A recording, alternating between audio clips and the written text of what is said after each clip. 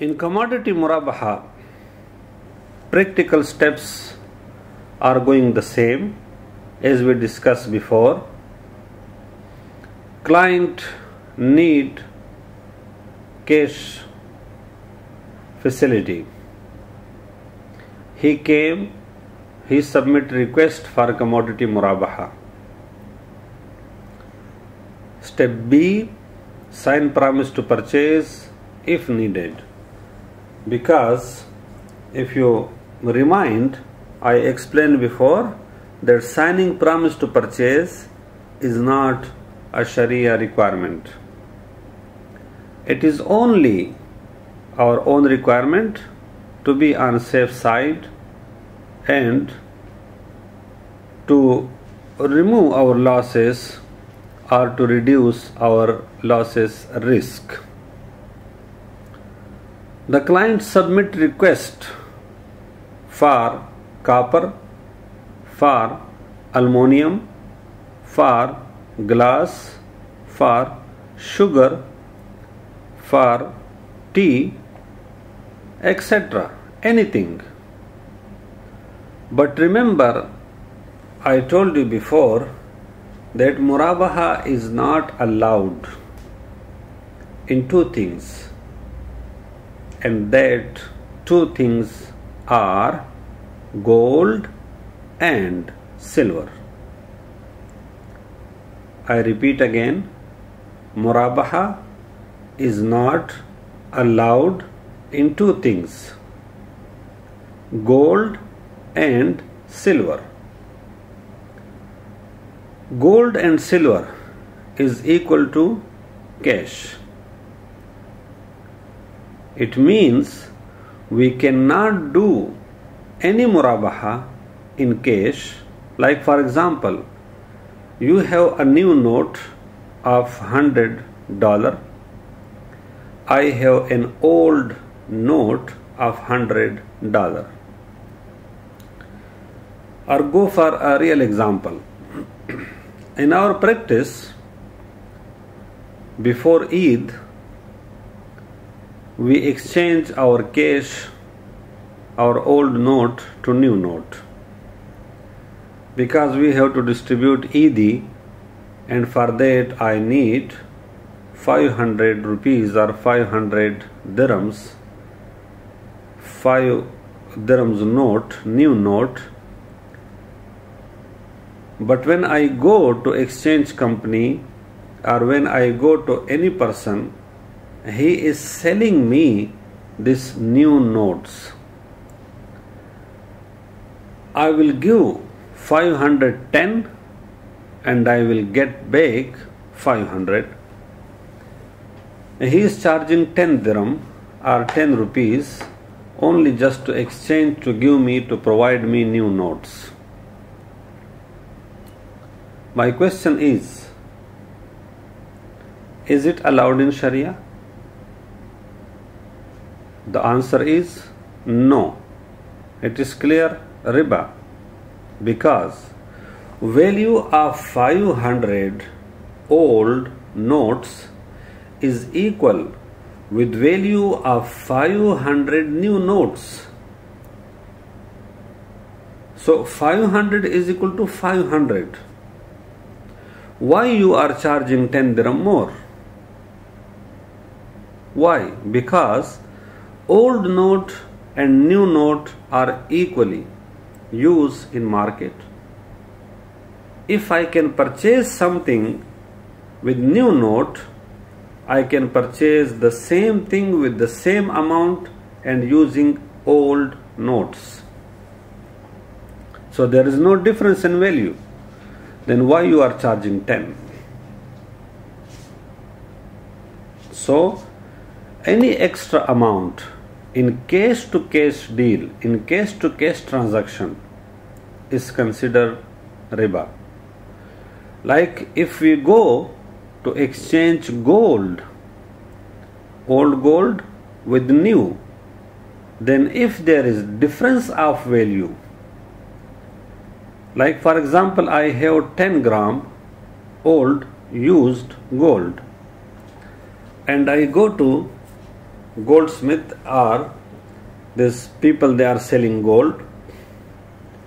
They will exchange gold but with different amount, quantity, and they are saying that your gold is old, my gold is new.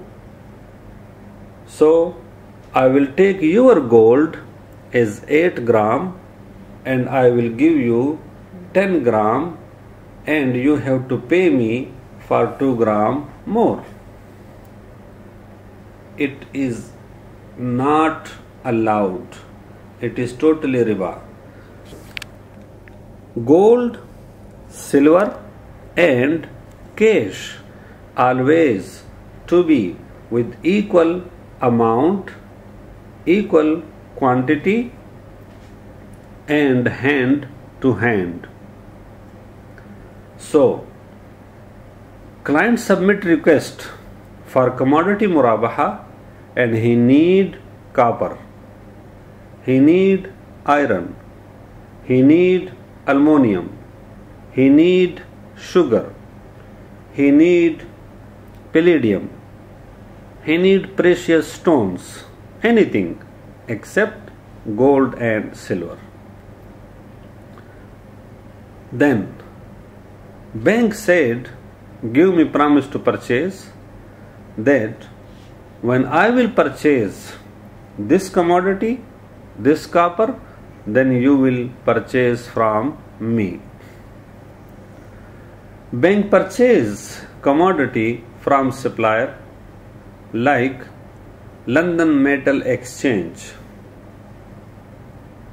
London Metal Exchange.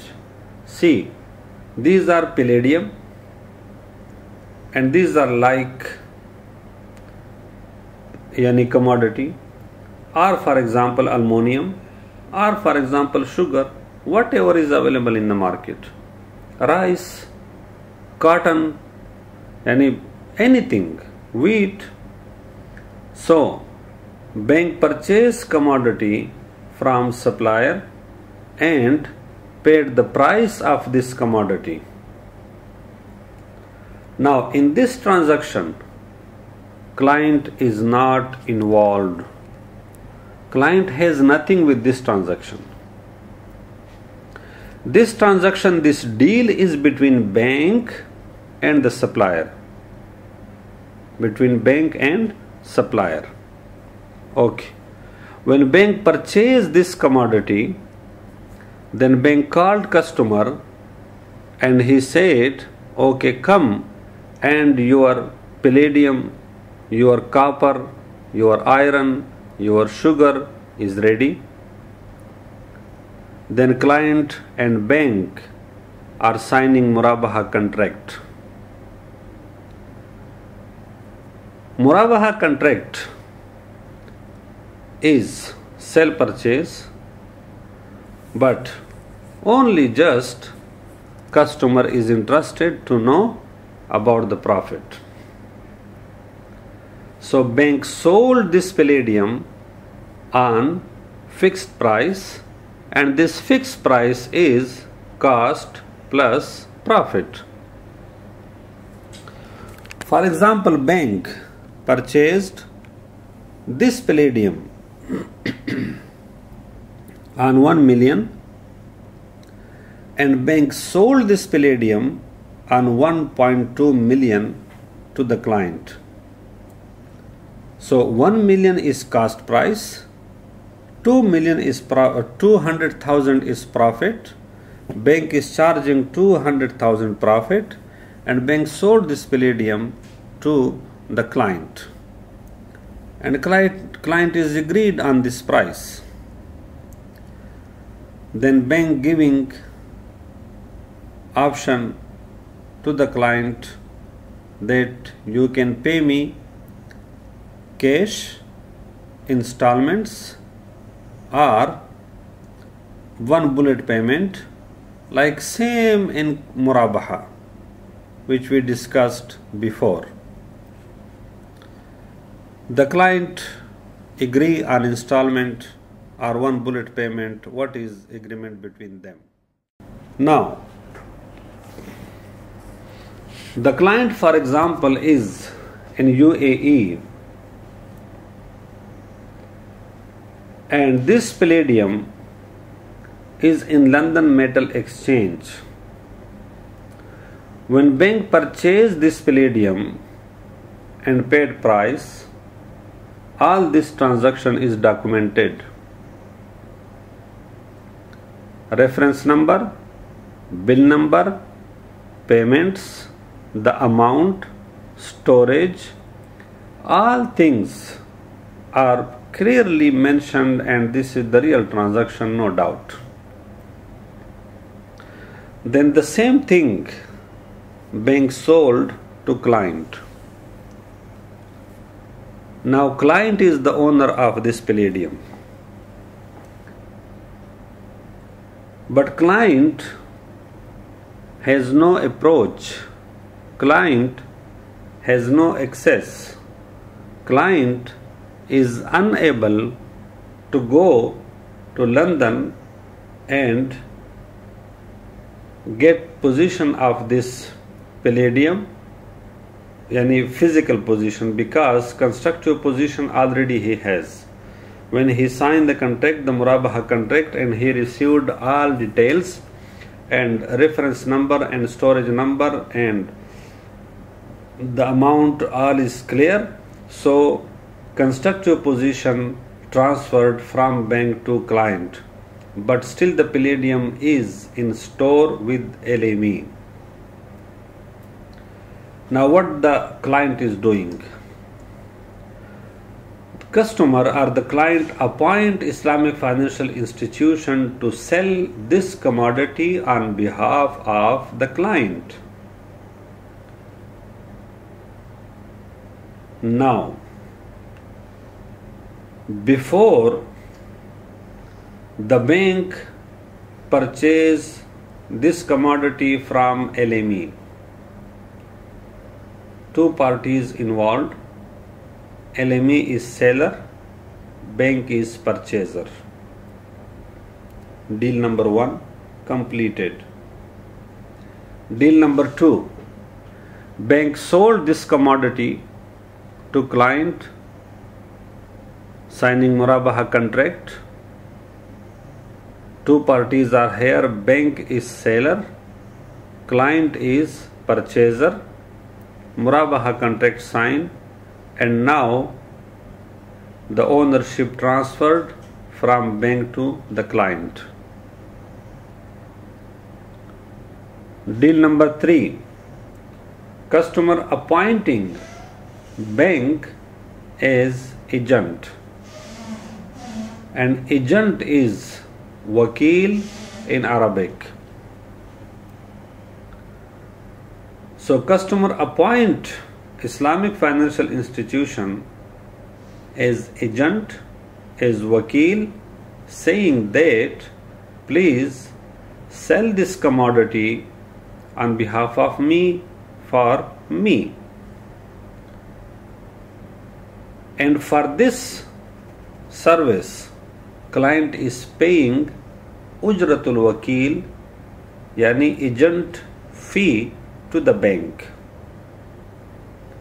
And normally the bank charging 1% of the total amount or 0.50 fils, or like for example 100 dirham or 10 dirham or 50 dirham, whatever is in bank practice for this service, because bank only just in receiving this ujratul wakil is per the policy, the bank policy.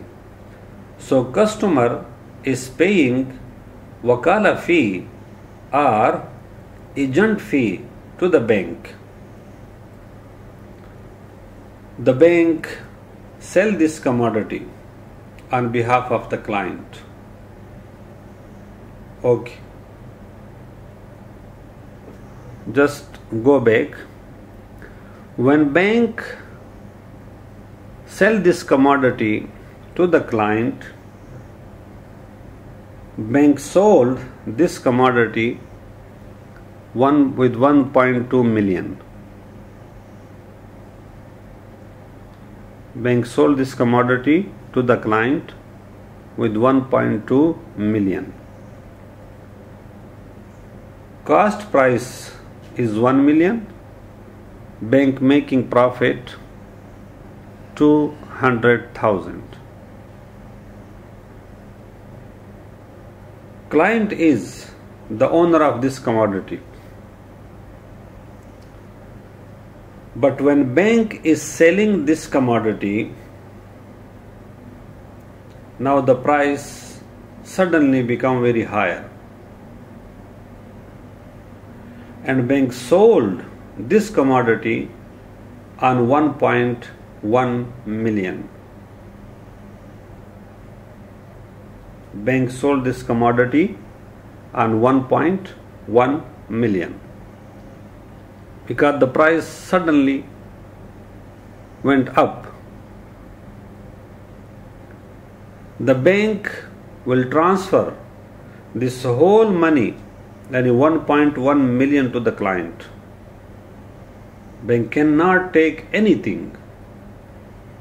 Bank just are receiving wakala fee, agent fee only, just nothing else. Bank sold this commodity on behalf of the client, and money transferred to bank account. What is the next step? Bank is transferring this amount to client account, and bank performed his obligations, his job, charging wakala fee or agent fee, and he sold this commodity on behalf of the client. Another scenario, when bank is selling this commodity, suddenly the price go down, and bank sold this commodity on 900,000. Bank sold this commodity on 900,000. Now, who is bearing the losses? Client. Because client is the owner of this commodity.